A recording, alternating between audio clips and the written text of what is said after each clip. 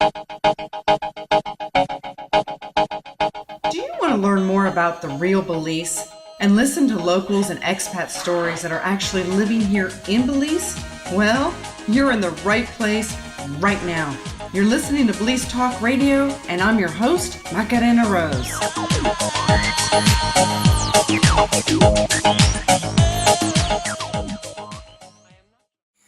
Well, hello everybody. Welcome to Belize Talk Radio, and I'm your host, Macarena Rose, and as always, what are we talking about? Well, let's talk about Belize. Something new and different. And usually like we're in our studio in San Ignacio, and we're in the four walls, and we're doing all sorts of different things, but this time we're outside.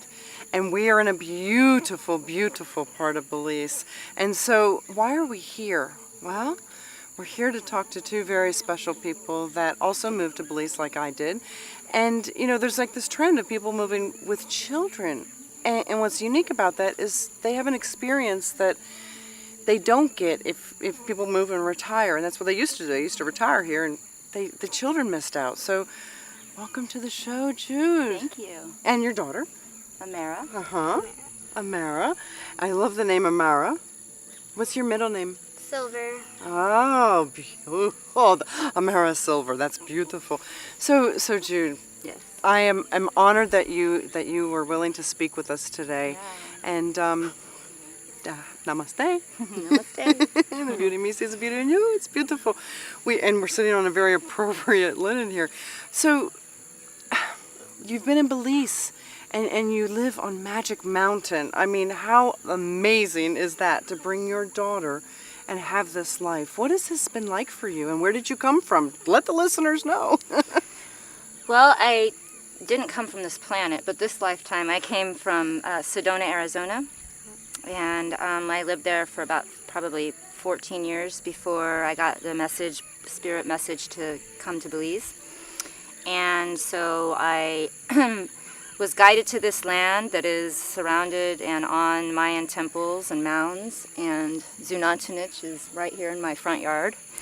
And basically there's 14 acres here, and I was doing retreats, yoga retreats and spiritual retreats of different kinds, and teaching massage, and just decided to build a place to house the Vision Exchange, which is my company.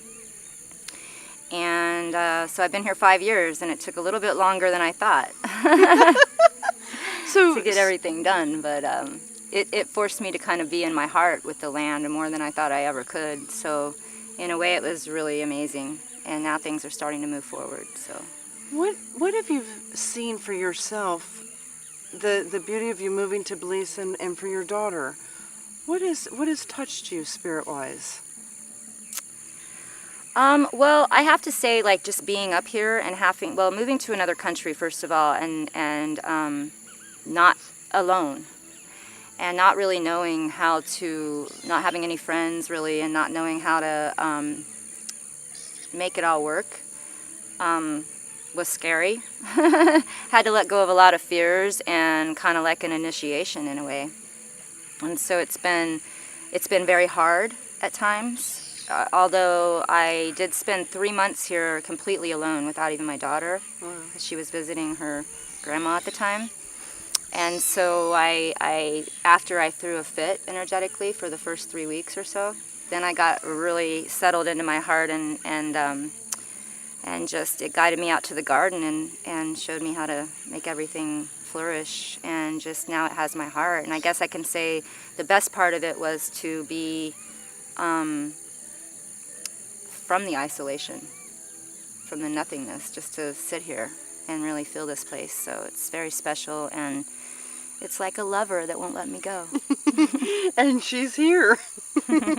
And for you to decide to bring your daughter, was that something special for you to go through and transition to see how that would be for her, or you just felt that you were to bring her? Well, she has to go where I go. That's true. And